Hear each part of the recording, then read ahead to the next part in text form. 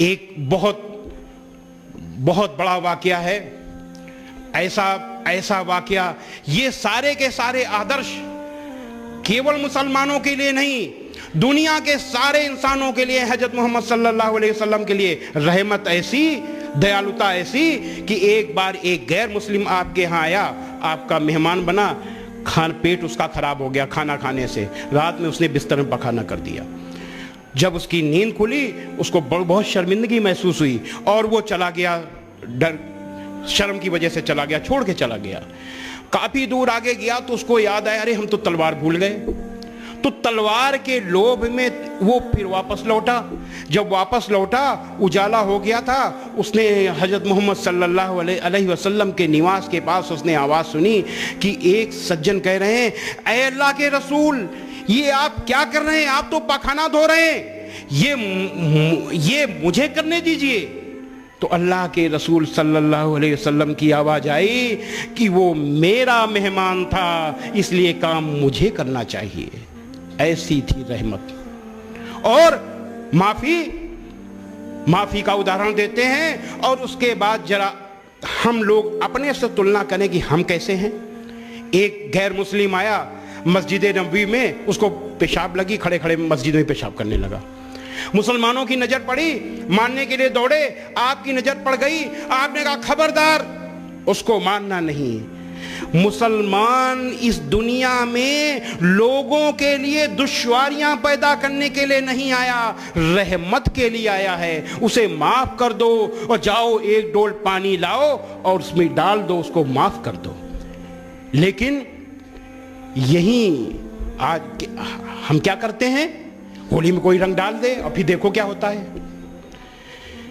तो ये आखिर हम क्यों नहीं उन आदर्शों को स्वीकार करते, हम क्यों उन आदर्शों को नहीं मानते जो दिल जीतने वाले हैं। लो, हजरत मोहम्मद सल्लल्लाहु अलैहि वसल्लम ने दिल जीता था। इस्लाम दुनिया का सबसे तेजी से फैलने वाला मजहब इसलिए बना कि दिल जीतने वाला मजहब था, और वो दिल जीतने वाली चीज आज गायब हो चुकी। क्यों? क्योंकि दुनिया के मुसलमान कुरान, हदीस और हजरत मोहम्मद सल्लल्लाहु अलैहि वसल्लम के दिखाए रास्ते से हट चुके हैं। इसीलिए अल्लाह की मेहरबानी, इसीलिए अल्लाह की कृपा भी हट गई है।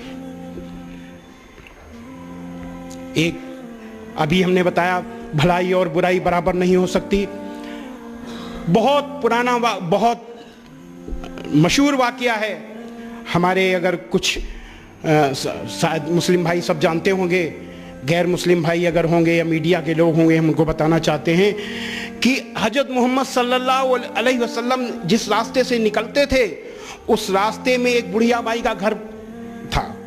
वो गैर मुस्लिम थी, वो बहुत चिढ़ती थी आपसे, वो रोज कूड़ा डाल देती थी ऊपर से आपके ऊपर। एक दिन कूड़ा नहीं पड़ा, 2 दिन नहीं पड़ा, 3 दिन नहीं पड़ा, आपने सोचा बुढ़िया माई कहीं बीमार तो नहीं हो गई। तो आप बड़े संकोच में, बहुत संकोच में आप सीढ़ी चढ़ करके ऊपर गए। आपने आवाज दी, माई माई। बुढ़िया माई ने कहा, कौन? आपने कहा, मैं।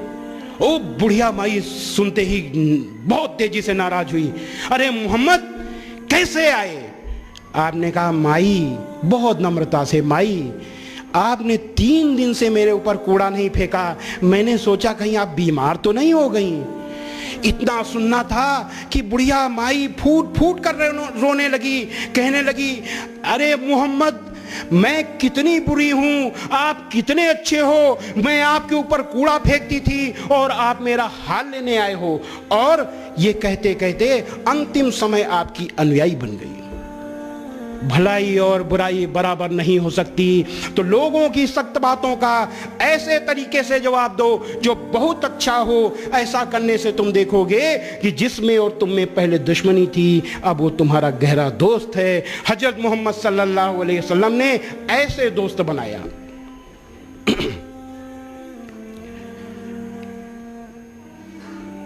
हम और आपकी शान के खिलाफ अगर कोई बात हो जाए तो 1-2 नहीं, दुनिया के लाखों मुसलमान अपनी गर्दन कटाने के लिए तैयार रहते हैं। तैयार रहते हैं कि नहीं?